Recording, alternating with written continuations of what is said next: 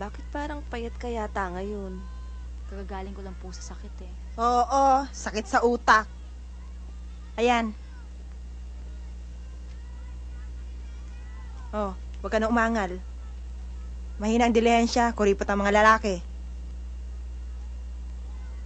Mahirap ang buhay ngayon. Day, kuwang mangyod ni Day. Unsaon naman lang tumpang matrikula di Presi, Day. Kulang yun ni Day. Ano? Pestang yawa naman. Hindi pa gumagraduate ang putang inang yan? Nagbumangkod sa eskwela, Day. Ano? Nakahibabitaw ka, Day nga. Bugo mangkod tayo mong manghod, Day. Ug nalingaw yun sa iyang barkada. Tingina, halos lumura na ako ng dugo sa kakakayod habang siya naman nagpapakasarap sa barkada niya. Nay, kung tatanga-tanga lang yan. Ay, kasabada na mo sa imo tatay, Day. Walang mangyayari kung pariliguan mo lang siya ng laway. Puking inang yan, pahintayin mo! Ano namang mapasukan na obra ng igsuon mo, Day? Third year high school pa lang to siya, Day. Baka... Baka ano? Maging kagaya ko? Pasalamat kayo.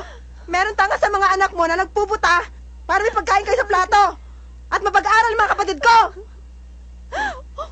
Wala naman ako nag-ingon ng gano'n.